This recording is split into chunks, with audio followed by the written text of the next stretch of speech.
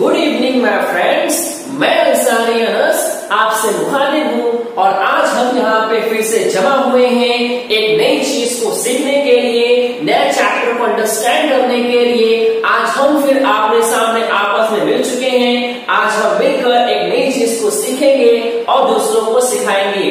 जैसे कि आप सबको यहाँ पे दिखाई दे रहा होगा कि सर आज हम पढ़ने वाले हैं बीके अकाउंट्स पढ़ेंगे। अकाउंट्स में एक चैप्टर है जिसका नाम है फाइनल अकाउंट। आज हम सीखेंगे प्यारे प्यारे दोस्तों कि सर फाइनल अकाउंट का मतलब क्या होता है, फाइनल अकाउंट हम क्यों बनाते हैं, फाइनल अकाउंट बनाने का प्रोसीजर क्या होता है प्यारे दोस्तों। लेकिन वीडियो को स्टार्ट करने से पहले मैं हमेशा कहता हूं कि जिन लोगों ने अभी तक हमारे चैनल को सब्सक्राइब नहीं करे हैं, प्लीज चैनल को सब्सक्राइब करके बेल आइकॉन को प्रेस कर दे ताकि हमारे सारे interesting videos, lectures and motivation की सारी स्टोरीज आप तक का पहले पहुंच सके। लेट्स प्रोसीड सर, हम लेक्चर को स्टार्ट करते हैं। सबसे पहले आप सभी को यहाँ पे दिखाई दे रहा होगा कि हमने यहाँ पे लिखी है फाइनल अकाउंट। आज हमें इसी चीज को सीखना है। वीडियो को हम दोस्तों स्टार्ट करते हैं, बहुत इत्मीनान के साथ वीडियो को सीखते हैं। सबसे पहले देखो, सबसे पहले बात करते हैं सर कि हमारे पास एक वर्ड आता है, हमने यहाँ पे लिखे हैं फाइनेंशियल ईयर।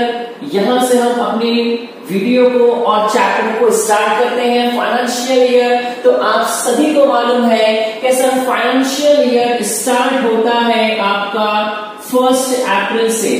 1 अप्रैल से आपका फाइनेंशियल ईयर स्टार्ट हो गया और सर ये साल एंड होता है 31 मार्च को। 31 मार्च ये फाइनेंशियल ईयर का लास्ट डे है। 1 अप्रैल ये फर्स्ट डे है। मैंने यहाँ पे ईयर लिया है 2019 और मैंने यहाँ पे लिया है 2020 आपका प्रीवियस ईयर। अब जैसा कि दोस्तों आप सभी को मालूम है कि सर 31 मार्च ये सबका साल का लास्ट डे है, ईयर का लास्ट डे है। तो याद रखना, साल के लास्ट डे, ईयर के लास्ट डे ऑन 31 मार्च।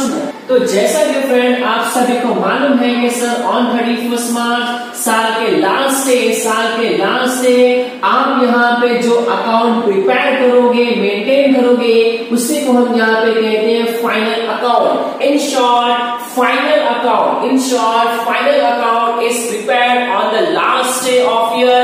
कि किसी भी फाइनेंशियल ईयर के साल के आखिर में आप जो अकाउंट को प्रिपेयर करोगे उसे हम कहेंगे फाइनेंशियल ईयर। अब देखो, जैसा कि मैंने आप सबसे प्रॉमिस किया है कि आपको आज मैं सिखाऊंगा फाइनल अकाउंट। इस चैप्टर को स्टार्ट करने से पहले हम यहाँ पे एक पर्सन है उसकी स्टोरी को देखेंगे। ये क्या बात कर दी है सर, मैं हमेशा कहता हूँ कि मैं किसी भी कॉन्सेप्ट को स्टार्ट करने से पहले वहां पे कोई ना कोई स्टोरीज को लेकर आ जाता हूँ, क्योंकि अगर आप लोगों के दिमाग में स्टोरी रहेगी तो उसकी बेसिस पे कॉन्सेप्ट को याद करना बहुत आसान है। तो सबसे पहले हमारे इस कॉन्सेप्ट को अंडरस्टैंड करने के लिए मैं एक पर्सन को लेकर आ रहा हूं जिसका नाम यहाँ पे है सर अकबर। इसका यहाँ पे नाम क्या है सर, अकबर। ये आपका सबसे पहला पर्सन है। अब पूरी क्लास मेरे प्यारे दोस्तों, भाइयों और बहनों, प्लीज मेरी बात को बहुत गौर से समझो। मैंने एक पर्सन को यहाँ पे इंट्रोड्यूस किया है, मैं एक नए पर्सन को यहाँ पे लेकर आ रहा हूँ। इसका नाम है अकबर। अकबर एक बिजनेसमैन है। इसने कहा कि सर मैं कोई ना कोई बिजनेस स्टार्ट करना चाहता हूँ। सर मैं करूंगा तो बिजनेस करूंगा, मैं हर चीज में आगे बढ़ना चाहता हूँ सर, लेकिन बिजनेस करके ही बढ़ना चाहता हूँ। बोले सर मैं पैसा कमाऊंगा, बिजनेस करूंगा, पैसा कमाऊंगा। यानी इसके दिमाग में, इसकी नसों में, इसके खून में बिजनेस की जो चीज है वो लग पड़ गई है सर। ये बिजनेस करना ही चाहता है। तो मान लेते सर बिजनेसमैन है, मान लिया मैंने बिजनेसमैन है। तो सर अकबर यहाँ बिजनेसमैन है। अब इसने कहा कि सर मैं यहाँ पे स्टार्ट करना चाहता हूं एक बिजनेस। कोई बात नहीं सर, इसने बिजनेस स्टार्ट करने की बात किया। आप सभी को मालूम है business is a activity which involves buying and selling of goods and services in order to earn profit. कि सर मैं प्रॉफिट कमाने के लिए बिजनेस करता हूं। मेरा बिजनेस का जो मेन एम है, मेरा बिजनेस का जो वाहिद एक ही सिंगल एम है वो ये है कि sir I want to earn profit. मुझे प्रॉफिट अर्न करना है सर। मैं मुनाफा कमाने के लिए, प्रॉफिट अर्न करने के लिए बिजनेस को करता हूं। और वही सोच, वही थिंकिंग किसके दिमाग में थी? अकबर के दिमाग में थी। अब क्या हुआ कि सर अगर बिजनेस स्टार्ट करना है अकबर को, तो सर इसके पास होना चाहिए एटलीस्ट 10 लाख, 10 लाख रुपए। 10 लाख रुपए है तो बिजनेस को स्टार्ट करो। ओ माय गॉड सर, ये भी सही बात है सर, बिजनेस स्टार्ट करना है तो पैसे तो लगाना पड़ेगा। अगर पैसे नहीं है तो बिजनेस तो नहीं चलेगा। जाहिर सी बात है सर, पैसे लगाऊंगा तो बिजनेस चलेगा। अब यहाँ उसने बोला कि सर मैं यहाँ, उसने सोच के रखा, अकबर यहाँ पे सोच रहे हैं कि सर मैं बड़ा सा एक बिजनेस ओपन करूंगा, इंडस्ट्री, फैक्ट्री, ऑफिसेस वहां पे होंगे सर। मैं वहां पर बनाऊंगा डस्टर। इसने यहाँ पे क्या सोचा कि मैं यहाँ पे बनाऊंगा डस्टर। डस्टर बनाऊंगा, डस्टर को बेचूंगा, प्रॉफिट को अर्न करूंगा। अब यहाँ पे क्या कंडीशन हो रही है कि सर अगर अकबर को बिजनेस स्टार्ट करना है तो उसके पास 10 लाख रुपया होना चाहिए भाई। सिंपल सी बात है। 10 लाख रुपया है तो आओ बिजनेस को रन करो, बिजनेस को चलाओ। अब क्या होगा सर, अकबर के पास जो पैसा है, अकबर के पास सिर्फ और सिर्फ 5 लाख रुपया है। अकबर के पास 5 लाख रुपया है। बिजनेस स्टार्ट करने के लिए उसे चाहिए 10 लाख, जबकि उसके पास है कितना? 5 लाख। सर मामला बड़ा कॉम्प्लिकेटेड है सर। ये पूरा का पूरा सर के ऊपर से जा रहा है। एक तरफ तो बोलते हैं मुझे बिजनेस स्टार्ट करना है, उसके लिए 10 लाख रुपए की जरूरत है, जबकि उसके पास कितना पैसा जमा है? 5 लाख रुपया है। तो बिजनेस तो स्टार्ट नहीं हो सकता ना। तो प्रॉब्लम सर यहां पे आती है। तो अब आपको मालूम है सर कि हर प्रॉब्लम का ना कुछ सॉल्यूशन होता है, सॉल्यूशन निकालने वाला चाहिए। तब क्या हुआ कि सर अकबर का एक बहुत खास दोस्त था, बहुत जिगरी यार था, लंगोटिया यार था, उसका बहुत खास दोस्त था। उसका यहाँ पे नाम था बीरबल। उसका यहाँ पे नाम क्या था? बीरबल। मुझे मालूम है कि आपके दिमाग की बत्ती जल गई है, आपके दिमाग में कुछ आया, अकबर बीरबल, अकबर बीरबल। जी हाँ दोस्तों, मैंने वही 2 नमूनों का नाम लिया है। एक मेरे पास अकबर है और सेकंड मेरे पास बीरबल है। अकबर का दोस्त है बीरबल। अब बीरबल ने क्या कहा कि देख मेरे पास भी कितना रुपया है? 5 लाख रुपया मेरे पास भी है। अब जरा बात की गहराई तक जाओ। हमारे पास 2 फ्रेंड हैं, एक का नाम है अकबर, एक का नाम है बीरबल। दोनों बिजनेस को स्टार्ट करना चाहते हैं, लेकिन सर दोनों के पास 5-5 लाख रुपया ही है। सर दोनों में से कोई भी स्टार्ट नहीं कर सकता है। जाहिर सी बात है सर, इस बात को मैं भी मानता हूं। ये बात मेरे दिमाग में भी चल रही है, आपके दिमाग में भी चल रही है। फिलहाल अभी आप जो बैठे, जो लेक्चर मेरी वीडियो को सुन रहे हो, आपके दिमाग में भी यही बात चल रही है कि सर इसके पास भी 5 लाख है, बीरबल के पास भी 5 लाख है, और जबकि बिजनेस को स्टार्ट करने के लिए इनके पास होना चाहिए 10 लाख रुपया। बोले सर बात बन रही है सर, मजा नहीं आ रहा है सर, इनको कुछ ना कुछ अलग दिमाग लगाना पड़ेगा, इन्हें कुछ ना कुछ ट्रिक को आजमाना पड़ेगा। तब क्या हुआ सर, इनकी भाईचारगी जाग उठी। दोनों ने आपस में मिलने का फैसला कर लिया। दोनों ने डिसाइड कर लिया कि देख तेरे पास 5 लाख रुपया है, इसके पास भी 5 लाख रुपया है। अगर हम दोनों के पैसे को मिला दें, अगर मैं दोनों के पैसे को मिला दूं तो हो जाएगा ना 10 लाख। बोले हाँ सर आपकी बात तो बिल्कुल ठीक है। तो जब 10 लाख रुपया हो जाएगा तब ये आसानी से बिजनेस को स्टार्ट कर सकते हैं। बोले सर हाँ आपकी बात बिल्कुल ठीक है। तो अब यहाँ पे क्या हुआ कि सर ये दोनों ने, अकबर और बिरबल ने अपने अपने पैसे को मिला लिए, अपने अपने कैपिटल को मिला लिए और एक बिजनेस को स्टार्ट करे। अब अगर मैं आपसे बड़ा अच्छा क्वेश्चन पूछूं, आसान क्वेश्चन पूछूं कि सर ये बिजनेस है और बिजनेस में हमारे पास है दो पार्टनर, एक अकबर एक बिरबल, आधा पैसा इसका लगा है आधा पैसा इसका लगा है, ऐसा ही है। तो अब मैं आपको बताता हूं, जिंदगी हो, लाइफ, जिंदगी में दो ही चीज होती है, तीसरी कोई भी चीज नहीं। जिंदगी में दो चीजें, पहली चीज या तो हारूंगा या तो जीतूंगा, तीसरी कोई चीज होती नहीं है। या तो हार जाऊंगा या तो जीत जाऊंगा, या तो बाजी मार जाऊंगा या तो बाजी हार जाऊंगा, दैट इज कॉल्ड बाजीगर ना। तो याद रखना, बिजनेस में भी दो चीजें होती है सर, या तो प्रॉफिट या तो लॉस। या तो प्रॉफिट होगा सर या तो लॉस होगा, या तो प्रॉफिट होगा या तो लॉस होगा। तब बात करते हैं कि सर ये हमारे पास बिजनेस है और सर बिजनेस की बात करते हैं तो मेरे पास दो चीजें हो सकती हैं, या तो बिजनेस में प्रॉफिट होगा या तो बिजनेस में लॉस होगा। अगर बिजनेस में प्रॉफिट हुआ तो प्रॉफिट का मैं दो पार्ट करूंगा, एक हिस्सा मिलेगा अकबर को, एक हिस्सा मिलेगा बिरबल को। अगर लॉस हुआ तो मैं लॉस को दो पार्ट में डिवाइड करूंगा, एक हिस्सा बेयर करेगा अकबर, एक हिस्सा बेयर करेगा बिरबल।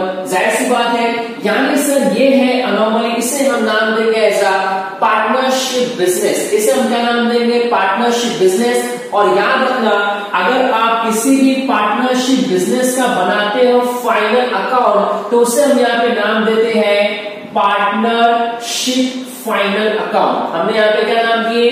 Partnership final account. और ये आपके 12th का फर्स्ट चैप्टर है, पार्टनरशिप फाइनल अकाउंट। तो यहाँ पे आपके पास दो पर्सन रहेंगे, दो पर्सन आपस में बिजनेस करेंगे और उनके बिजनेस का आपको बनाना रहेगा फाइनल अकाउंट। तो आप सभी को मालूम पड़ गया मेरे दोस्तों, फाइनल अकाउंट का मतलब ये होता है the account which is maintain, which is prepared on the last day मेरे study first March is called final account. ठीक है, अब आपको मैं बहुत इत्मीनान से लेके चलता हूं। सर यहाँ मेरे पास अप्रैल है और यहाँ मेरे पास 31 मार्च है। आप जरा बात की गहराई तक समझो, आप बात की गहराई तक जाओ कि सर यहां से लेके यहां तक आपके पास 12 महीने होते हैं। सर डायरेक्टली मैं फाइनल अकाउंट ही नहीं बनाऊंगा।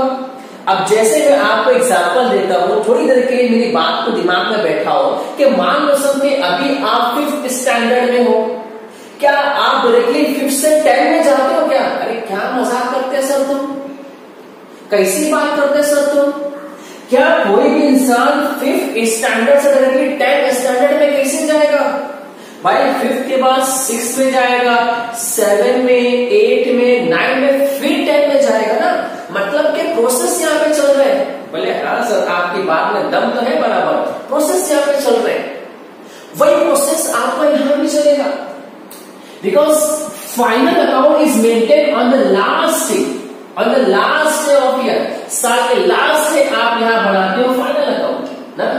तो सर उससे पहले भी तो कुछ मुझे बनाना पड़ेगा।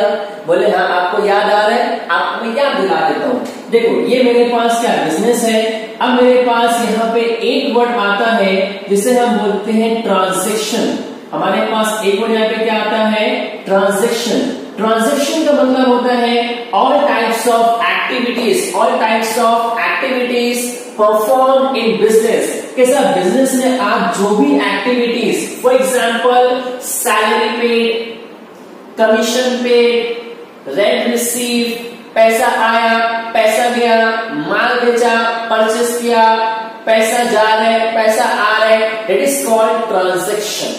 अब क्या होता है कि सर इसी ट्रांजैक्शन को आप कन्वर्ट कर देते हो किसमें? Journal entries.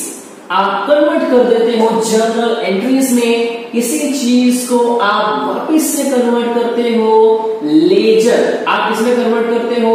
लेजर में कन्वर्ट कर देते हो। और इसी चीज को आप लास्ट में कन्वर्ट करते हो ट्रायल बैलेंस। Trial balance. तो सर ये आपकी पूरी की पूरी सीरीज है। ओ भाई पहले यहाँ पे आएगा ट्रांजिशन, ट्रांजिशन को मैं कन्वर्ट करूंगा जर्नल में, जर्नल को आप कन्वर्ट कर दोगे लेजर में, और लेजर को मैं लास्ट में कन्वर्ट करूंगा ट्रायल बैलेंस में, और with the help of trial balance हम बनाएंगे साल के लास्ट से फाइनल अकाउंट। तो जैसा कि मैंने आपको एग्जांपल दिया कि सर 5th के बाद आप 6 में, 7 में, 8 में, 9 में, 10 में जाओगे सीरीज वाइज, वैसे ही सीरीज आपको यहां भी फॉलो करनी पड़ेगी, है ना बात में दम। बिकॉज ये बड़ा सा अकाउंट आप बनाओगे लास्ट में, तो उससे पहले तो मैं फ्री में तो काम करूंगा नहीं, फ्री में तो कोई पगार देता नहीं है। तो ये जो मेरे पास अप्रैल से लेके फरवरी तक जो पूरा का पूरा महीना है, 11 महीना फ्री में तो बैठा के पेमेंट देने वाला नहीं है, कुछ ना कुछ तो काम देगा। तो उसको यहाँ पे क्या करेंगे, ये सब चीजें हम मेंटेन करेंगे, ट्रांजैक्शन, जर्नल, लेजर, बैलेंस। ठीक है, आपको यहाँ तक का बात समझ में आ गई होगी।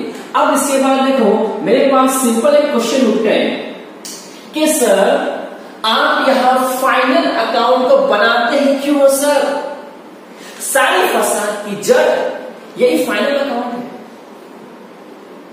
इतनी सब चीजों को पढ़ रहे हो सर आप, इतनी सब चीजों को आप यहां पे समझ रहे हो, उसका वाहिद जो जड़ है सर, परेशानी मुश्किल जो वक्त है वो यही है कि सर फाइनल अकाउंट हम क्यों बनाते हैं, हमें ये मालूम होना चाहिए, हमें ये जानना चाहिए कि सर हम फाइनल अकाउंट क्यों बनाते हैं। इसलिए मैं यहाँ पे नाम दूंगा पर्पस, या इसी को हम यहाँ पे नाम देंगे ऑब्जेक्टिव्स। मैंने यहाँ पे नाम दिया है objectives of final account, objectives of final account. अब हमारे पास यहाँ पे पढ़ने के लिए एक नया मुद्दा है, हमारे पास पढ़ने के लिए एक नया टॉपिक आ चुका है, और आप सबको मालूम होना चाहिए कि हमें इस टॉपिक पर डिस्कस करना है। टॉपिक क्या है कि सर ये फसाद की जो जड़ है, ये जो फसाद की जड़ है ये आप क्यों बनाते हो sir, that is called objective of final account. तो मेरे पास मैंने आपको बताया था कि जिंदगी में सिर्फ 2 ही चीजें होती है, या तो हारूंगा या तो जीतूंगा। अरे सर या पड़ोसी वाले को मार के आऊंगा या खुद मार खा के आऊंगा, 2 में से कोई एक ही काम होने वाला है, या तो मार के आऊंगा या तो मार खा के आऊंगा। जिंदगी में 2 चीजें होती है, या तो हारूंगा या जीत के आऊंगा। बिजनेस में भी 2 चीजें होती है, या तो प्रॉफिट होगा या तो लॉस होगा। तो मालूम पड़ा कि सर आप अप्रैल से लेके अप्रैल, मई, जून, जुलाई, अगस्त, सर ऐसे करते करते आप पूरे साल बिजनेस कर रहे हो, आप पूरे साल बिजनेस कर रहे हो।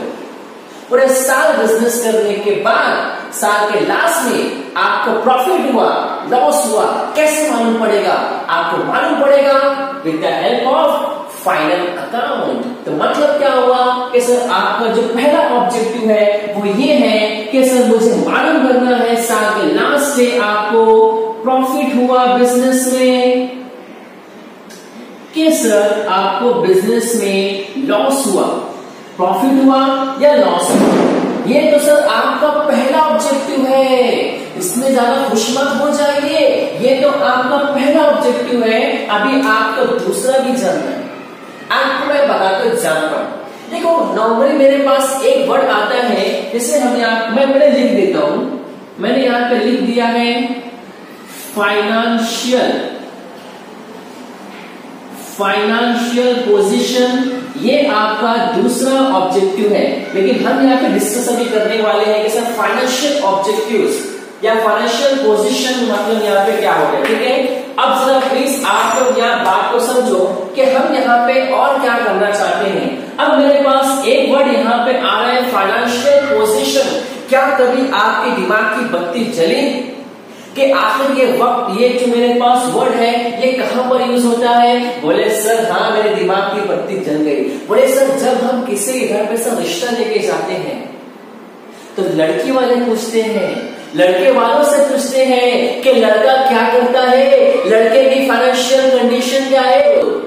इन शॉर्ट अगर मैं कहूं तो लड़की वाले बोलते हैं कि सर लड़के की फाइनेंशियल पोजीशन क्या है, कितना पैसा महीने में कमाता है। तो ये वर्ड आपका वहां यूज होता है।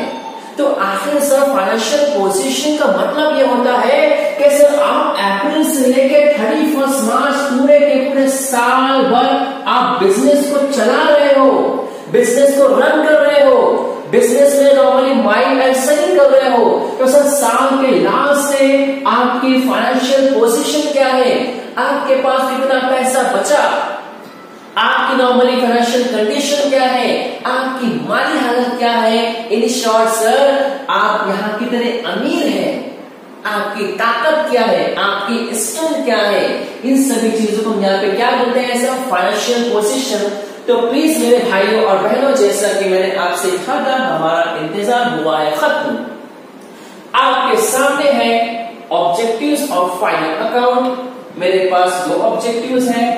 पहला मेरे पास है प्रॉफिट एंड लॉस को फाइंड आउट करना और दूसरा मेरे पास ऑब्जेक्टिव्स है फाइनेंशियल पोजीशन को जानना।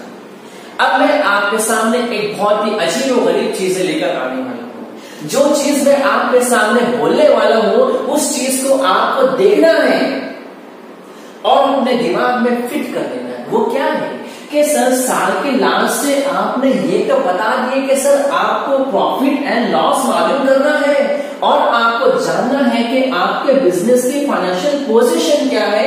I know very well sir, I trust you, मैं तुम पे अंदर विश्वास करता हूं, मैं आपकी बात मान लिया, मैं आपकी बात मान लिया। लेकिन सर एक प्रॉब्लम है, there is a problem sir, there is a problem. Problem क्या है सर? प्रॉब्लम ये है कि सर ये जो मेरे पास प्रॉफिट एंड लॉस है ना, कैसे निकालूं, फाइंड आउट कैसे करूं सर? ये जो प्रॉफिट एंड लॉस है फाइंड आउट कैसे करूं? ये जो मेरे पास फाइनेंशियल पोजीशन आप जो जानने की बात कर रहे हो कैसे जानूं? तो सर दिमाग की तीसरी बत्ती जलती है और वहां से आवाज आती है कि बच्चों, भाइयों और बहनों, अगर आप लोग को किसी भी बिजनेस में जानना है कि सर प्रॉफिट हुआ कि लॉस हुआ, इसके लिए आपको बनाने पड़ेंगे दो अकाउंट। क्या बोले सर? यहाँ पे बनाने पड़ेंगे आपको दो अकाउंट और दोनों अकाउंट का नाम मैं यहाँ पे लिखने जा रहा हूं। अगर आप सभी को यहाँ पे जानना है कि सर आपके बिजनेस में प्रॉफिट हुआ कि आपके बिजनेस में लॉस हुआ, तो आपको बनाने पड़ेंगे दो अकाउंट, जिसमें से पहला मेरे पास आएगा ट्रेडिंग। पहले वाले का नाम क्या है? Trading account. ये आपका पहला अकाउंट है ट्रेडिंग अकाउंट। सेकंड हमारे पास अकाउंट आएगा प्रॉफिट एंड लॉस अकाउंट। ये दो अकाउंट आपको बनाने पड़ेंगे, तब जाके सर आपको मालूम पड़ेगा कि सर आपके बिजनेस में प्रॉफिट हुआ कि लॉस हुआ। सर मैं समझ गया, मैं आपकी बात को समझ गया, लेकिन sir what about financial position? अगर मुझे किसी भी बिजनेस की फाइनेंशियल पोजीशन के बारे में जानना है तो मैं क्या करूंगा? तो मेरे पास एक उपाय है, मेरे पास एक रास्ता है और दिमाग की तीसरी बत्ती से आवाज आई। क्या आवाज आई? कि अगर आपको जानना है किसी भी बिजनेस की फाइनेंशियल पोजीशन को, तो आपको यहाँ पर बनाना पड़ेगा एक स्टेटमेंट। आपको यहाँ पे बनाना पड़ेगा statement of balance sheet. Statement of balance sheet, यहां पर आपको बैलेंस शीट बनाना पड़ेगा। यहां पर आपको बनाना पड़ेगा it is for BS balance sheet. तो ये है आपके पास एक कंप्लीट डायग्राम। देखो डायग्राम को आप प्लीज बहुत इत्मीनान से समझो, बहुत इत्मीनान से लिखो और ये पूरे के पूरे डायग्राम को अपने छोटे से दिमाग के किसी भी कोने में प्लीज फिक्स कर लो। बिकॉज इसके बाद में जो चीज आपको मैं सिखाने जा रहा हूं वो चीज कंप्लीट होते ही मैं दो चीजों को आपस में मिलाने वाला हूं मैं, और दो बिछड़े हुए भाइयों को आपस में मिला दूंगा मैं। बात करते हैं अब यहाँ तक की बात सबको यहाँ पे क्लियर होनी चाहिए। आगे की मैं बात करता हूँ। अब जैसा कि याद करो, आज से तकरीबन 150 साल पहले मैंने आपको ये बताया था कि सर एक हमारे पास अकबर था और एक हमारे पास बिरबल था। अकबर और बिरबल उसने मिलकर बिजनेस को स्टार्ट किया और दोनों यहाँ पर बनाने वाले हैं डस्टर। डस्टर का सामान लेकर आएंगे, डस्टर को मैन्युफैक्चर करेंगे, उसके बाद उसको प्रोडक्ट प्रोड्यूस करेंगे और फिर जाकर बेचेंगे। तो सबसे पहले मैं आपको एक बात बताता हूँ कि सर मेरे पास दो चीजें आती हैं। देखो, अब देखो अभी मैं जो आप लोग को सिखाने जा रहा हूँ भाइयों और बहनों, जो चीज मैं अभी आप सभी को सिखाने जा रहा हूँ वो चीज आपके दिमाग में फिट होना ही चाहिए। मोस्ट इंपॉर्टेंट चीज है सर, ये बहुत कीमती चीज है। आज मैं किसी के टुकड़े टुकड़े कर दूंगा। आज मैं एक चीज को दो हिस्सों में बांट दूंगा। वो चीज क्या है? वो चीज है आपकी बिजनेस। ये जो आपके पास बिजनेस दिखाई दे रहा है, मैं इस बिजनेस को मैं आधा करने वाला हूं। मैं इस बिजनेस को डिफरेंट पार्ट्स में, दो पार्ट्स में डिवाइड करने वाला हूं, जिसमें से देखो सबसे पहले बिजनेस को मैंने दो पार्ट में डिवाइड कर दिया। एक काम करते हैं, यहाँ पे प्रिज्यूम करते हैं कि देखो ये मेरे पास एक बिजनेस है, ठीक है। अब जैसा कि मैंने आप लोग को बताया है कि मैं बिजनेस को मैं दो पार्ट में डेफिनेटली डिवाइड कर दूंगा, इसके मैं टुकड़े टुकड़े कर दूंगा। तो सबसे पहले बात करते हैं कि देखो ये मेरे पास बिजनेस है, मैंने दो पार्ट में डिवाइड कर दिया, ठीक है। अब आगे बात करते हैं, सबसे पहले मेरे पास एक वर्ड यहाँ पे आएगा फैक्ट्री। फर्स्ट मेरे पास वर्ड यहाँ पे क्या आ रहा है? फैक्ट्री। और सेकंड मेरे पास वर्ड यहाँ पे क्या आ रहा है? ऑफिस। जी हाँ दोस्तों, आपने बिल्कुल सही सुने। जो वर्ड मैंने अभी यहाँ पे लिखे हैं ये आपकी जानकारी के लिए है। और जैसा कि मैंने यहाँ पे लिखा है फैक्ट्री एंड ऑफिस, ये सारी की सारी चीजें आपके छोटे से दिमाग में किसी ना किसी कोने पर फिट होना ही चाहिए। तो सबसे पहले मेरे पास यहाँ पे क्या आ रहा है? फैक्ट्री। और सेकंड मेरे पास क्या है? ऑफिस। फैक्ट्री एंड ऑफिस, इन दोनों में प्लीज कंफ्यूज होना नहीं। अगर कंफ्यूज हुए तो दिमाग की बत्ती गुल हो जाएगी। सबसे पहले बात करते हैं फैक्ट्री एंड ऑफिस की। अब जैसा कि मैंने आपसे मैं कुछ सिंपल सा क्वेश्चन आप लोगों से मैं पूछता हूँ। पहला क्वेश्चन ये है कि सर यहाँ पे दोनों बनाने वाले हैं मिलकर डस्टर। तो डस्टर को मैं मैन्युफैक्चर कहाँ पे करूंगा? डस्टर को मैं प्रोड्यूस कहाँ पे करूंगा? तो आपके दिमाग की बत्ती जल रही है और आप बोलना चाह रहे हो लेकिन बोल नहीं पा रहे हो। तो मैं आपकी जगह मैं बोल देता हूँ कि सर आप उसे बनाओगे फैक्ट्री में, ऐसा ही है। तो सिंपल बताओ, अगर मुझे किसी भी डस्टर को प्रोड्यूस करना है तो मेरे पास पहले क्या होना चाहिए? बोले सर आपके पास होना चाहिए सबसे पहले वुड, लकड़ी। आपके पास लकड़ी होना चाहिए। सेकेंड सर आपके पास स्पंज, स्पंज भी होना चाहिए। थर्ड मेरे पास और क्या होना चाहिए सर? और आपको यहाँ पे इस्तेमाल करना पड़ेगा फेविकोल, फेविकोल भी होना चाहिए। और यहाँ पे क्या हो सकते हैं सर? आपके पास कलर की बात करो सर, कलर भी इस्तेमाल करना चाहिए।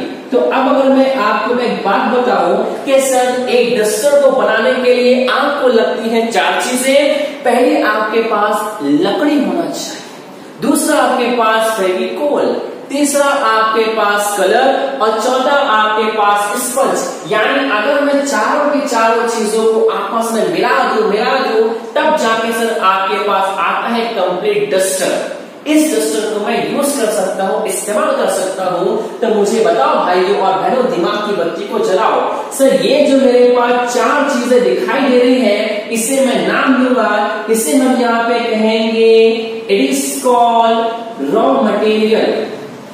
It is called raw material. कि सर ये आपका रॉ मटेरियल है। पहले मैं चार की चार चीज को उठाऊंगा, फैक्ट्री में ले जाऊंगा, फैक्ट्री में काम स्टार्ट करूंगा, मशीन का इस्तेमाल करूंगा, लेबर लगाएंगे, लेबर बनाएंगे, प्रोड्यूस करेंगे। तकरीबन तकरीबन सारा काम करने के बाद मेरे पास बनेगा डस्टर।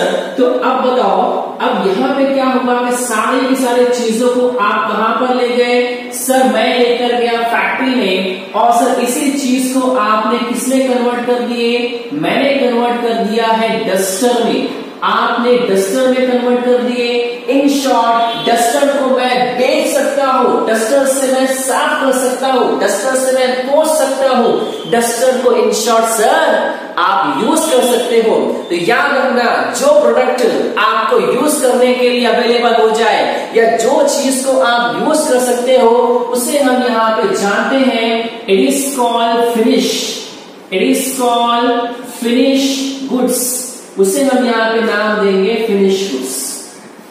तो मेरे पास एक वर्ड यहाँ पे आता है रॉ मटेरियल्स आर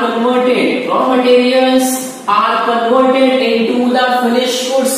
मेरी भावनाओं पर ध्यान दो, ठीक है, सॉरी ध्यान मत दो, ठीक है। तो मैं यहाँ पे कह रहा हूं कि raw materials are converted into the finish goods. Raw material को अगर आप फिनिश गुड्स में कन्वर्ट कर दोगे तो इसी चीज को हम कहते हैं इट इज कॉल्ड प्रोडक्शन। किसी भी चीज को बनाना। प्रोडक्शन का मतलब क्या होता है? Conversion of raw material into the finish goods is called production. अब मुझे बताओ कि सर अगर मैं रॉ मटेरियल को फिनिश गुड्स में कन्वर्ट कर दूंगा तो क्या फ्री में काम होगा? नो सर, फ्री में काम तो नहीं होगा।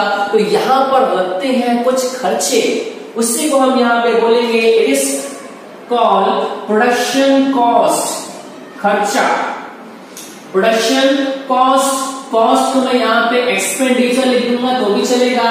तो अब बताओ, यहाँ पे थोड़ा दिमाग की बत्ती को जलाओ। मेरे पास एक पॉइंट यहाँ पे आ रहा है कि जब आपने रॉ मटेरियल को उठा के फिनिश गुड्स में कन्वर्ट कर दिए, इसी को आपने बोले प्रोडक्शन, और इसमें लगने वाला सारा का सारा खर्चा that is called production expenditure. तो मेरे पास एक वर्ड यहाँ पे आता है जिसे हम यहाँ पे क्या बोलेंगे? एक्सपेंडिचर। बहुत इत्मीनान से देखो, मेरे पास एक वर्ड यहाँ पे क्या आएगा? एक्सपेंडिचर। खर्चा, बिजनेस का खर्चा। अब यहाँ पे क्या हुआ कि सर ये जो मेरे पास खर्चा है इसको मैं कितने पार्ट में? 2 पार्ट में डिवाइड कर देता हूं, जिसमें से मेरे पास पहला पार्ट है, इसे हम यहाँ पे कहेंगे it is called revenue expenditure, और दूसरा पार्ट है इसे हम नाम देंगे capital expenditure. Revenue expenditure and capital expenditure याद करो भाइयों और बहनों, जैसा कि मैंने आप सभी को सिखाया था इकोनॉमिक्स के अंदर कि हमारे पास वहां पे थे करल अर्जुन, डिमांड एंड सप्लाई। ठीक इसी तरह हमारे पास यहाँ 2 भाई हैं, इसमें से पहले वाले भाई का यहाँ पे नाम है, ठीक है, रेवेन्यू एंड कैपिटल एक्सपेंडिचर। इन दोनों चीजों को आपको इत्मीनान से समझना है। अब इन दोनों चीजों को अंडरस्टैंड करने के लिए, समझने के लिए आपको जाना पड़ेगा फाइनेंशियल ईयर में, जो कि स्टार्ट होता है 1 अप्रैल को और एंड होता है 31 मार्च को। अब मेरी बात को बहुत गौर से समझो। सबसे पहले देखो, मैं डिस्कस करना चाहता हूं, मैं सबसे पहली चीज revenue expenditure are those expenditure which are recurring. तो पहले मेरे पास वर्ड यहाँ पे क्या आता है? रिकरिंग। तो पूरी क्लास स्टूडेंट्स एंड फ्रेंड्स आपको मालूम होना चाहिए कि सर रिकरिंग का मतलब वो चीज जो बार बार करनी पड़ती है। अब जैसे कि मैं एग्जांपल देना चाहता हूं। फॉर एग्जांपल कि सर आप नॉर्मली क्या करें, आपके पास एक बाइक थी, आपने शोरूम से नई बाइक को परचेस किए। वाह सर मुझे बाइक का बहुत शौक है, ठीक है, आपको राइडिंग बहुत पसंद है, तो आपने क्या करें, आपने एक बाइक को परचेस किया। अब बाइक परचेस करने के बाद आपने उसमें 100 रुपए का पेट्रोल डाले, आपने 100 रुपए का पेट्रोल भरवाया। अब क्या हुआ कि जैसे ही आपने 100 रुपए का पेट्रोल भरवा लिए, सर जिंदगी भर की फुर्सत। सर क्या मजाक कर रहे हैं, 100 रुपए के पेट्रोल में क्या जिंदगी भर की फुर्सत होती है क्या? नहीं सर, नहीं नहीं नहीं नहीं, गलत बात कर रहे हो। पेट्रोल आपको 2 दिन बाद फिर भरवाना पड़ेगा, फिर 100 का भरवाऊंगा, 10 दिन बाद आपको फिर भरवाना पड़ेगा। मतलब क्या कि पेट्रोल आपको बार बार बार बार भरवाना पड़ेगा। पेट्रोल आपका बार बार वाला खर्चा है। तो याद रखना मेरी बात को, जो खर्चा आपको बार बार करना पड़े उसी को हम कहते हैं रेवेन्यू एक्सपेंडिचर। रेवेन्यू मतलब जो खर्चा आपको बार बार करना है, इसलिए हम एक वर्ड यूज करते हैं, उससे हम यहाँ बोलते हैं revenue are in recurring nature. Recurring मतलब होता है जो बार बार। अब जैसा कि मैं और अच्छी एग्जांपल दूं, अब प्रिज्म करो पूरी क्लास के, मैं आपको एग्जांपल देता हूं। मान लो कि सर आपकी एक शॉप है बुटीक की, आपकी बुटीक की शॉप है। अब सर आपकी काफी बड़ी शॉप है सर, आप कोई शॉप का मैनेजमेंट खुद नहीं कर सकते। तब क्या हुआ कि सर आपने एक पर्सन को हायर किया, आपने एक पर्सन को जॉब पे रखे, आपका वो एम्प्लॉय है और आपने बोले कि मैं तुझे महीने का 15,000 रुपए दूंगा, महीने का 15,000 रुपए दूंगा, तू मेरे पास आ, जॉब कर। फिर क्या हुआ, उस बेचारे ने 1 महीना आपकी शॉप पर काम किया, उस बेचारे ने कड़ी मेहनत की सर, 12 घंटे 10 घंटे उसने शॉप पर काम किया 1 महीना लगातार। जब 1 महीना पूरा हो गया तो आपने उसे 15,000 रुपए दिए। और पता है क्या बोले आपने उससे ये बोले कि ये जो 15,000 रुपए है ये पूरे साल का हो गया। जैसे ही आप ये सेंटेंस बोलोगे सामने वाला गुस्से में आएगा और सीधा रख के कान पर खींच के देगा, अरे सर कल से मैं नौकरी पे नहीं आऊंगा। सैलरी म्हणजे व्हाट सर, आपको हर महीने पेड करना पड़ेगा सर। काम करवाओगे पैसे पेड करो, काम करवाओगे पैसे पेड करो। इसका मतलब ये थोड़ी होता है सर आप 1 महीने में नॉर्मली आप पूरे साल भर काम लो, महीना सिर्फ सैलरी सिर्फ 1 महीना पेड करो। नो सर, अगर आप काम ले रहे हो आपको सैलरी पेड करना पड़ेगा, सैलरी आपको हर महीने पेड करना पड़ेगा। इलेक्ट्रिसिटी बिल, जो बिल यहाँ पे देखो चालू है, मैं यहाँ पे लाइट चालू करके रखा हूं, मैं इसकी बिल आती है तो मुझे हर महीना पेड करना पड़ेगा। ऐसा तो है नहीं कि सर मैंने इस महीने बिल पेड कर दिया, सब पूरे साल का फिटूस, साल भर बिल पे ही नहीं करूंगा, टोटल वाला काट के लेके चले जाएंगे, मालूम भी नहीं पड़े, मैं वीडियो बना के नहीं पाऊंगा फिर ना। तो कहने का मतलब ये हुआ कि जो खर्चे आपको बार बार करना है that is called revenue expenditure. अब जैसा कि मैंने आपको एक सेंटेंस चीज, छोटी सी चीज बोलने वाला हूं मैं, हर चीज की होती है सर अपोजिट, हर चीज की होती है कीमत अपोजिट। ब्लैक है तो व्हाइट है, डाउन है तो अप है, लेफ्ट है तो राइट है, ये सब चीजें होती हैं। अगर रेवेन्यू का मतलब होता है कि सर वो खर्चा जो आप साल में बार बार कर रहे हो दैट इज कॉल्ड रेवेन्यू। तो कैपिटल इसका अपोजिट हो जाएगा, ऐसा खर्चा जो आप साल में सिर्फ एक बार करोगे that is called capital expenditure. याद रखना, capital expenditure is a expenditure which are non recurring in nature. ठीक है, तो हमने यहाँ पे अभी तक देखे कि सर एक्सपेंडिचर को हमने 2 पार्ट में डिवाइड किए, revenue expenditure and capital expenditure. अब देखो मेरी बात को प्लीज आप जरा बहुत गौर से समझो।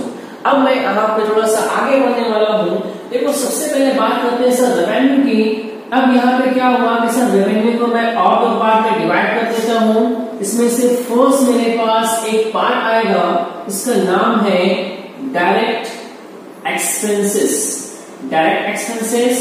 और सेकंड मेरे पास है इनडायरेक्ट एक्सपेंसेस और इनडायरेक्ट एक्सपेंसेस। अब ये चीज को आपको बहुत इत्मीनान से समझना है। सबसे पहले देखो डायरेक्ट और इनडायरेक्ट एक्सपेंसेस को समझने के लिए, ठीक है, देखो सबसे पहले यहाँ पे मैं डायग्राम को वापस से रिपीट कर देता हूँ। सबसे पहले हमने यहाँ पे क्या सीखे थे कि सर एक हमारे पास था रॉ मटेरियल को आपने कन्वर्ट कर दिए थे फिनिश गुड्स में। इट इज कॉल्ड प्रोडक्शन की बात किया था। फिर यहाँ पे हुए थे कुछ टाइप्स के खर्चे, और उसी खर्चे को आपने दो पार्ट में डिवाइड किए। एक मेरे पास है रेवेन्यू और सेकंड मेरे पास है कैपिटल। अब रेवेन्यू को मैंने और दो पार्ट में डिवाइड कर दिया है। एक हमारे पास है डायरेक्ट एक्सपेंसेस और सेकंड हमारे पास है इनडायरेक्ट एक्सपेंसेस। अब देखो मैं एक सेंटेंस में बोलने वाला हूं और ये सेंटेंस को अपने छोटे से दिमाग में कहीं ना कहीं पर रिकॉर्ड कर लो। सुनो मेरी बात को। मैंने यहाँ पे ये कहा है कि सर रॉ मटेरियल को फिनिश गुड्स में कन्वर्ट करने से पहले, रॉ मटेरियल को फिनिश गुड्स में, यानी कि सर आप यहाँ पर बनाने वाले थे डस्टर, रॉ मटेरियल को फिनिश गुड्स में कन्वर्ट करने से पहले का जितना भी खर्चा होगा, रॉ मटेरियल को डस्टर में, रॉ मटेरियल को फिनिश गुड्स में, फाइनल गुड्स में कन्वर्ट करने का जितना भी खर्चा होगा, सारे खर्चे को हम यहाँ पे क्या बोलेंगे, डायरेक्ट एक्सपेंसेस। ठीक है। सेकेंड, अब देखो सबसे पहले मैंने आप लोगों को सिखाया है कि जैसे रॉ मटेरियल की मैं बात करता हूं तो देखो इसमें हमने एग्जांपल लिए थे इसकी वुड की, कि सर आपके पास लकड़ी होना चाहिए, फिर आपके पास फेविकोल होना चाहिए, कलर की हमने बात किए थे, और लास्ट हमारे पास यहाँ पे था स्पंज। तो अब मेरे पास ये पूरा का पूरा रॉ मटेरियल है, लकड़ी, फेविकोल, कलर, स्पंज। अगर मैं इन सब चीज को मैं फैक्ट्री में लेके जाऊं, आपस में सबको मिला दूंगा, तो मेरे पास बनेगा पूरा एक फाइनल गुड्स, वो बनेगा आपका डस्टर। ठीक है। तो अब कहने का मतलब ये हुआ कि हमने यहाँ पे क्या बोले सर, डायरेक्ट एक्सपेंसेस का मतलब वो खर्चा या वो एक्सपेंसेस जिसे नॉर्मल हम कह सकते हैं कि सर किसी भी रॉ मटेरियल को फिनिश गुड्स में कन्वर्ट करने से पहले जितना भी खर्चा सबको सब मिला के क्या बोलेंगे, ऐसा डायरेक्ट एक्सपेंसेस बोल देंगे। ठीक है। अब सेकंड इसके अपोजिट की बात करो। देखो हर चीज की होती है अपोजिट, हर चीज में हम यहाँ पे अपोजिट चीजें निकालते हैं जानबूझ के। जैसे कि सर जमीन है, आसमान, लेफ्ट, राइट, डाउन, अपर, हर चीज हमारे पास अपोजिट चीजें हैं। अब जैसा कि मैंने आप सबको यहाँ पर बता दिया है कि सर डायरेक्ट एक्सपेंसेस का मतलब ये होता है कि सर रॉ मटेरियल को फिनिश गुड्स में कन्वर्ट करने से पहले का सारा खर्चा डायरेक्ट हो जाएगा। इसका अपोजिट क्या हुआ, मतलब कि सर अगर आपने एक बार डस्टर बना लिए, अगर एक बार आपने फाइनल गुड्स बना लिए, अगर एक बार आपने पूरा का पूरा फिनिश गुड्स बना लिए, तो उसके बाद का सारा खर्चा, उसके बाद का सारा खर्चा उसे हम यहाँ पे कहेंगे इनडायरेक्ट एक्सपेंसेस, उसे हम यहाँ पे कहेंगे इनडायरेक्ट एक्सपेंसेस। तो ये दो चीजें आपके पास आ चुकी है, इसको मैं एक बार और रिपीट कर देता हूँ। डायरेक्ट एक्सपेंसेस का मतलब होता है वो सारे के सारे खर्चे जो होते हैं आपके फैक्ट्री में, इन शॉर्ट अगर मैं आपसे एक दिमाग वाला क्वेश्चन पूछूं, वो क्वेश्चन ये है कि सर लकड़ी, फेविकोल, कलर, स्पंज, ये सब चीजें आपकी रॉ मटेरियल है और मैं इन सब चीजों को आपस में मिलाऊंगा, तो सर ये सब चीजें आपस में कहाँ मिलाओगे, फैक्ट्री की ऑफिस। बोले सर ये सब चीजों को तो मैं लेके जाऊंगा फैक्ट्री में। कहाँ पे लेके जाऊंगा, फैक्ट्री में। तब क्या हुआ सर, ये सब चीजों को आप ले गए फैक्ट्री में, ऐसे ही है। फैक्ट्री में ले जाने के बाद आपने मशीन का इस्तेमाल किए, आपने लेबर को बुला लिए, तो ऑयल, ग्रीस एंड वाटर का आपने इस्तेमाल करें। यानी अगर मैं आपको एक चीज बोलूं कि सर जितने भी आपके डायरेक्ट खर्चे हैं या जितने भी आपके डायरेक्ट एक्सपेंसेस है, वो सब के सब किसमें होंगे, वो होंगे आपके फैक्ट्री में, वो होंगे आपके फैक्ट्री में होंगे। यानी फैक्ट्री में होने वाला ईच एंड एवरी खर्चा, छोटे से छोटा खर्चा, बड़े से बड़ा खर्चा, फैक्ट्री में जो होगा उसे हम कहेंगे डायरेक्ट एक्सपेंसेस। ठीक है। सेकंड बात करते हैं, एक बार सर आपने रॉ मटेरियल को फिनिश गुड्स में कन्वर्ट कर दिए, फिनिश गुड्स में कन्वर्ट करने के बाद का जितना भी खर्चा होगा सब के सब इनडायरेक्ट होगा। जैसे कि सर डस्टर को बेचना है, डस्टर से पैसा लेना है, डस्टर को बेचकर मैं पैसा लेकर आऊंगा, उसके बाद सर डस्टर का हिसाब किताब, अकाउंटिंग की बात करो, सैलरी की बात करो, इन शॉर्ट में अगर बोलूंगा तो हर चीज की होती है अपोजिट। अगर डायरेक्ट का सारा खर्चा फैक्ट्री का है तो इनडायरेक्ट का सारा खर्चा होगा ऑफिस का। किसका होगा? ऑफिस का हो जाएगा। अब देखो, जैसा कि मैंने आप सबसे कहा था वीडियो के स्टार्टिंग में कि सर हम यहाँ पे दो भाइयों को आपस में मिलाने वाले हैं। दो भाई जो आपस में कभी बात नहीं करते, हम उनको आपस में मिला देंगे। अब जैसा कि आप सबको दिखाई दे रहा होगा कि हमारे पास दो डायग्राम, इत्मीनान से आराम से हम पहले डायग्राम को रीड करते हैं। अब सबसे पहले हमने यहाँ पे लिखे थे ऑब्जेक्टिव्स ऑफ फाइनल अकाउंट कि सर आप जो साल में जो आखिरी खाता बनाने जा रहे हो इसका ऑब्जेक्टिव क्या है। तो इसको आपने सबसे पहले दो पार्ट में डिवाइड किए, जिसमें से पहला पार्ट है कि सर आपको साल के लास्ट से प्रॉफिट हुआ कि लॉस हुआ ये आपको मालूम करना पड़ेगा। और दूसरी चीज कि सर साल के लास्ट से आपकी फाइनेंशियल पोजीशन क्या है, ऐसे ही है। फिर एक समस्या आई थी कि सर अगर मुझे प्रॉफिट एंड लॉस के बारे में मालूम करना है तो आपको कौन सा अकाउंट बनाना पड़ेगा। तो आपने दो अकाउंट का नाम लिए, पहला मेरे पास ट्रेडिंग है और सेकंड मेरे पास प्रॉफिट एंड लॉस है। फिर एक समस्या और आई थी, वो समस्या ये थी कि अगर मुझे जानना है कि सर साल के लास्ट से ऑन 31 मार्च मेरे बिजनेस की फाइनेंशियल पोजीशन क्या है, तो मुझे उसके लिए बनाना पड़ेगा एक स्टेटमेंट, उसका नाम है बैलेंस शीट। ऐसा ही है, ये आपका एक डायग्राम है, ये आपका एक भाई है, रिसीव करो, ये आपका एक भाई है, ये दूसरा है। अब यहाँ पे लिखा हुआ है बिजनेस के खर्चे। खर्चे को आपने दो पार्ट में डिवाइड किए, एक मेरे पास रेवेन्यू और सेकंड मेरे पास कैपिटल। फिर रेवेन्यू को आपने और दो पार्ट में डिवाइड किए, डायरेक्ट एक्सपेंसेस और indirect expenses. Direct, normally direct मतलब इसका फैक्ट्री का सारा खर्चा डायरेक्ट बोल दूंगा, ऑफिस के सारे खर्चे को मैं इनडायरेक्ट बोल दूंगा। ऐसे सो डियर फ्रेंड्स, हम यहाँ पे समझ चुके हैं। अब जैसा कि आप सभी के सामने दिखाई दे रहा है कि हमारे पास एक डायग्राम ये है और एक डायग्राम ये है। हमारे पास अब जाके बन चुका है दो डायग्राम। सबसे पहले हम डायग्राम पहले को देखते हैं कि सर हमारे पास एक्सपेंडिचर है। एक्सपेंडिचर को आपने दो पार्ट में डिवाइड किए, पहला मेरे पास रेवेन्यू एक्सपेंडिचर, दूसरा मेरे पास कैपिटल एक्सपेंडिचर। फिर आपने रेवेन्यू को और दो पार्ट में डिवाइड किए, एक मेरे पास डायरेक्ट एक्सपेंसेस और दूसरा मेरे पास इनडायरेक्ट एक्सपेंसेस।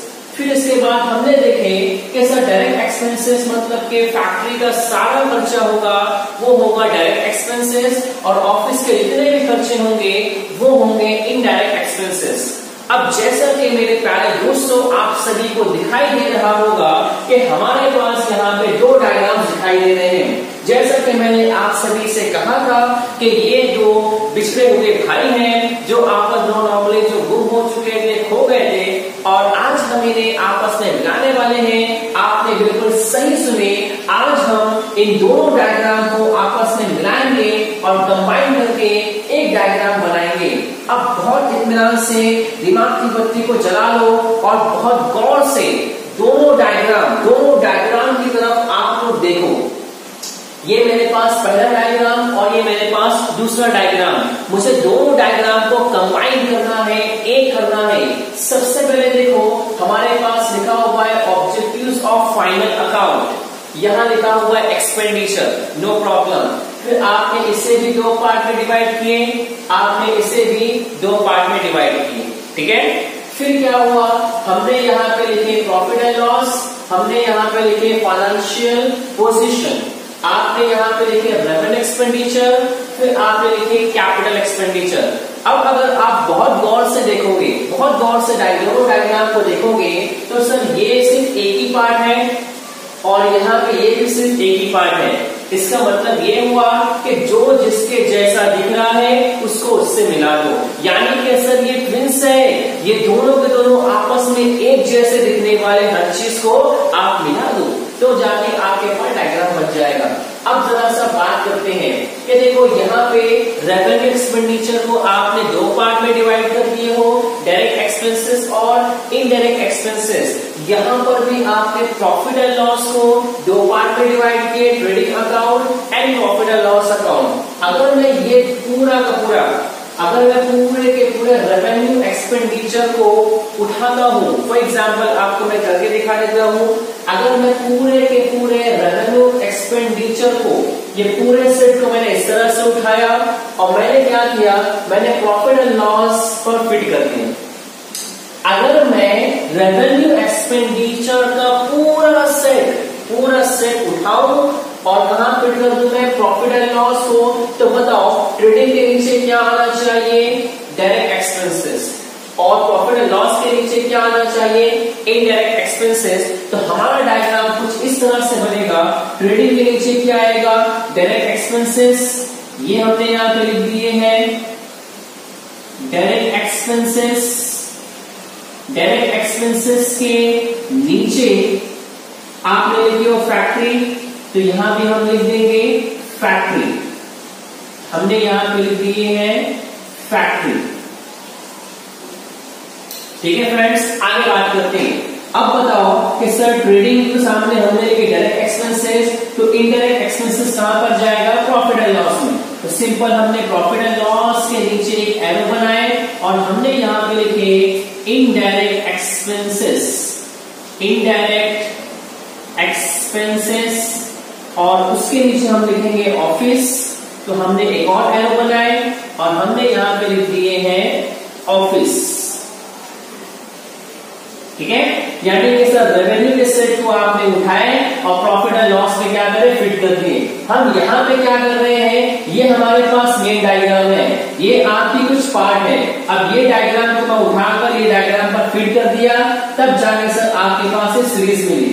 अब जरा बात को प्लीज आप लोग समझो, trading account, direct expenses factory, profit and loss, indirect expenses office. अब हमारे पास बच क्या गया, यहां से बचा है कैपिटल एक्सपेंडिचर और यहां पर बना है फाइनेंशियल पोजीशन, ये बच गया। अब दोनों एक जैसे दिखाई दे रहे हैं बिकॉज यहां भी एक पार्ट है और यहां भी एक पार्ट है। इस पार्ट को उठाओ और मैंने इसके नीचे यहां पे लिख दिया है कैपिटल एक्सपेंडिचर, कैपिटल एक्सपेंडिचर। अब जाके हमारे पास कंप्लीट हुआ है पूरा का पूरा डायग्राम। यस फ्रेंड्स, ये है आपका पूरा का पूरा डायग्राम जो हमने कंप्लीट कर लिए हैं। अब जरा बात को आप लोग समझो, ये जो हमने नॉर्मली आज हमको सीखना था कि सर फाइनल अकाउंट आप क्यों बनाते हो, आपका ऑब्जेक्टिव क्या है। तो सर मेरा सिंपल ऑब्जेक्टिव है कि सर साल के लास्ट डे हमें प्रॉफिट हुआ कि लॉस हुआ, और सर साल के लास्ट डे हमारी पोजीशन, हमारी फाइनेंशियल पोजीशन क्या है, वो भी चीज है। अब जरा बात को समझो, अगर मुझे यहाँ पे निकालना है साल में प्रॉफिट हुआ कि लॉस हुआ, तो मैं बनाऊंगा दो अकाउंट। मेरे पास पहला अकाउंट है ट्रेडिंग अकाउंट और दूसरा मेरे पास प्रॉफिट एंड लॉस अकाउंट है। ठीक है, अब देखो, अब यहाँ पर जो ये हमारा पूरा का पूरा जो डायग्राम आपने उठाकर ये डायग्राम पर फिट कर दिए हो, इसका हमारा सिर्फ एक ही ऑब्जेक्टिव है। अब जो बात मैं आप लोगों से कहने जा रहा हूं, ये बात बढ़ाए कर अपने दिमाग में फिट कर लीजिए, दिमाग के किसी भी होने में आप लोग इसे फिट कर लीजिए। अब जरा बात को समझो, सबसे पहले यहाँ पे लिखा हुआ है ट्रेडिंग अकाउंट, डायरेक्ट एक्सपेंसेस और फैक्ट्री। इसका मतलब ये हुआ कि सर फैक्ट्री का जितना भी एक्सपेंसेस होगा, फैक्ट्री का जितना भी एक्सपेंसेस होगा उसे हम कहेंगे डायरेक्ट एक्सपेंसेस, उसे हम क्या कहेंगे, डायरेक्ट एक्सपेंसेस। और फैक्ट्री के सारे एक्सपेंसेस को मैं कौन से अकाउंट में ट्रांसफर करूंगा, ट्रेडिंग अकाउंट में ट्रांसफर कर दूंगा। मैं रिपीट कर रहा हूं, मैं बस कि सर फैक्ट्री का सारा खर्चा, छोटे से छोटा खर्चा, बड़े से बड़ा खर्चा, उसे हम कहेंगे डायरेक्ट एक्सपेंसेस। और फैक्ट्री के सारे खर्चे को हम कहां पे ट्रांसफर कर देंगे, ट्रेडिंग। अगर मैं इन शॉर्ट दूसरे अल्फाज में कहूं कि सर मैं आपकी बात को समझ गया कि सर मैं फैक्ट्री के लिए बनाऊंगा ट्रेडिंग अकाउंट, फैक्ट्री का सारा खर्चा, oil, grease and water, purchase, sale, wages, raw material, सब के सब कहां पे जाएंगे? ट्रेडिंग में जाएंगे। सेकेंड, अब देखो सबसे पहले बात करते हैं कि ऑफिस के सारे खर्चे को हम बोलेंगे इनडायरेक्ट एक्सपेंसेस। ऑफिस के सारे खर्चे को बोलेंगे इनडायरेक्ट एक्सपेंसेस, और ऑफिस का पूरा खर्चा हम कौन से अकाउंट में ट्रांसफर कर देंगे? प्रॉफिट एंड लॉस में ट्रांसफर कर देंगे। यानी कि सर आपकी ऑफिस के छोटे से छोटा हिस्सा, बड़े से बड़ा हिस्सा हम कौन से अकाउंट में ट्रांसफर करने वाले हैं? Profit and loss. In short हम ऑफिस के लिए प्रिपेयर करेंगे प्रॉफिट एंड लॉस। और लास्ट में आपके बिजनेस के जितने भी कैपिटल एक्सपेंडिचर होंगे वो सबको हम कहां पर ट्रांसफर करेंगे? बैलेंस शीट में ट्रांसफर कर देंगे। यानी सर आपकी जो बनेगी बैलेंस शीट, उसमें पूरा का पूरा कैपिटल एक्सपेंडिचर हम उठा के बैलेंस शीट में ट्रांसफर कर देंगे। तो ये जो हमने आपको जो डायग्राम बना के रखी है, ये पूरा कंप्लीट डायग्राम है। अगर आप सभी फाइनल अकाउंट में एक्सपर्ट बनना चाहते हो, या आप चाहते हो कि सर आपका हर अकाउंट टैली हो जाए, आपका कॉन्सेप्ट स्ट्रॉन्ग हो जाए, तो आपको याद रखना पड़ेगा हमारा ये डायग्राम। अगर आप डायग्राम को भूल जाते हो तो हो सकते हैं सर आपके कहीं ना कहीं मार्क्स घट जाए और आप कोई ना कोई कॉन्सेप्ट को भूल जाए। इसलिए बराबर करम आप डायग्राम को अपने दिमाग में फिट रखिए, ठीक है। तो ये हमने पूरा का पूरा डायग्राम डिस्कस कर लिए हैं। हमारी वीडियोस को एक बार दो बार जरूर देखिए। और दूसरी चीज, अगर आप सभी को पूरे के पूरे फाइनल अकाउंट में जरा सी भी कहीं भी छोटी सी प्रॉब्लम भी है तो हमें कमेंट करके जरूर बताएं। और अगर आप सभी को हमारी वीडियोस अच्छी लगती है, पसंद आती है, तो अपने फ्रेंड्स में, अपने स्टूडेंट्स में, अपने भाइयों में, हर जगह हमारी वीडियोस को शेयर करिए। और लास्ट थिंग जो मैं हमेशा कहता हूँ कि अगर आप हमारे चैनल पर नए हैं, प्लीज हमारे चैनल को सब्सक्राइब कर लें, ताकि हमारे जो वीडियोस है उसके जो नोटिफिकेशन है वो आप तक का पहले पहुंच सके और हमें आपकी तरफ से अच्छा फीडबैक मिलेगा तो हम इससे और अच्छी इंटरेस्टिंग वीडियोस बनाने की कोशिश करेंगे। फिर मिलेंगे नेक्स्ट वीडियो में नेक्स्ट कॉन्सेप्ट के साथ।